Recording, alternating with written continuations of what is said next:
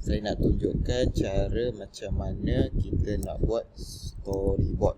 Jadi untuk buat storyboard tu, ini kita akan gunakan ChatGPT lah. So ni kita akan buka ChatGPT. Jadi sebagai contoh, katakan kita nak buat satu video, storyboard ni berkaitan dengan, katakan ada satu gambar poster ni, dan kita nak buat, kita tengok gambar, katakanlah kita pergi dekat page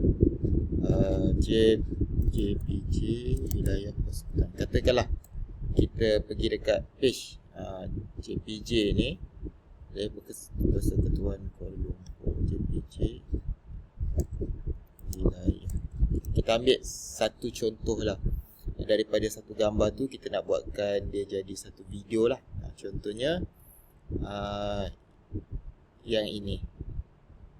Katakan daripada gambar ni kita nak buat satu video PSA, Public Service Announcement. Jadi tadi kita ada gambar, pergi dekat dalam ni, dekat dalam ChatGPT, kita upload gambar tadi. So gambar tadi ini dia. Okey.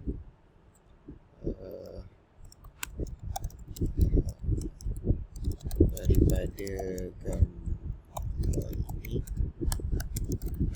nak kau buatkan video storyboard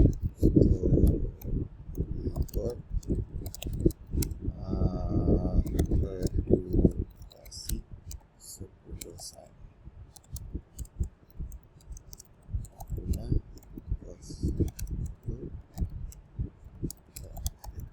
Dari 10 saat. Buatkan video dalam 5 scene dalam satu storyboard. So maksudnya kat sini kita nak buat satu storyboard, dan storyboard tu ada 5 scene lah.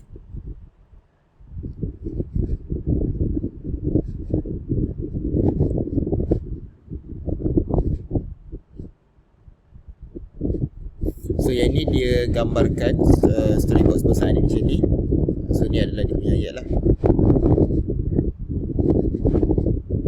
Okay, jadi kat sini saya daripada di atas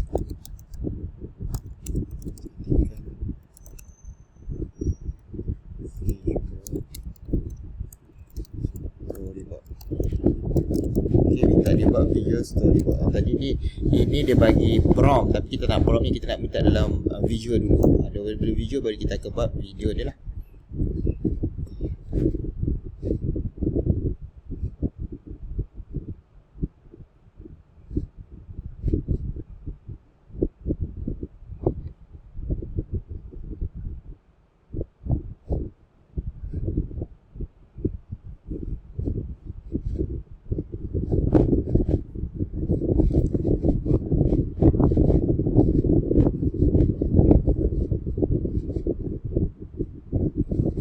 Jadi kita tunggu sekejap untuk dia hasilkan storyboard ni. Storyboard ni dia buat dalam bentuk gambar lah.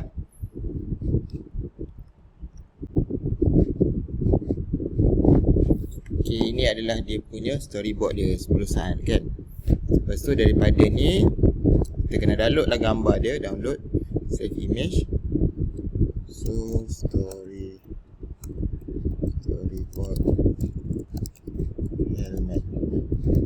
Okay, download. Kemudian bila dah download, pergi dekat Google Flow. Lepas tu dekat Google Flow ni kita create project. So ni contoh projeknya. Kita add, upload gambar tadi.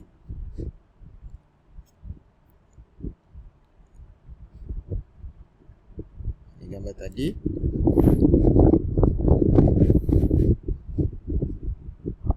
So tunggu dia upload kejap.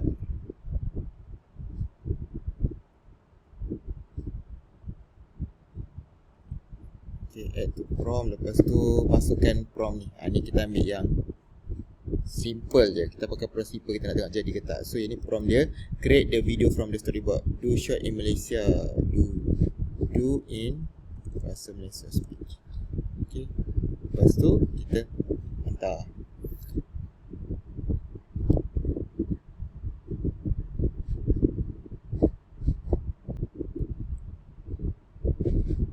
Ni adalah video je, kita tengok.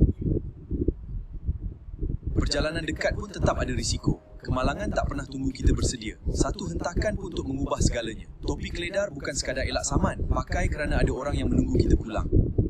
Ni contoh video. Perjalanan dekat pun tetap ada risiko. Kemalangan tak pernah tunggu kita bersedia. Satu hentakan pun untuk mengubah segalanya. Topi keledar bukan sekadar elak saman. Pakai kerana ada orang yang menunggu kita pulang. So yang ini untuk video ni semuanya kita boleh kontrol. Perjalanan lah. dekat pun Cuma kat sini nak tetap ada adjust. risiko. Mungkin dekat dalam Kemalangan storyboard tu tak perlu letakkan subtitle lah. Subtitle tak payah buat. Yang lain okey dah. Sebab kalau tengok tadi ada subtitle kat on text screen ni kita buang. Okey, tu kesilapan tadi lah. Yang lain dah okey lah.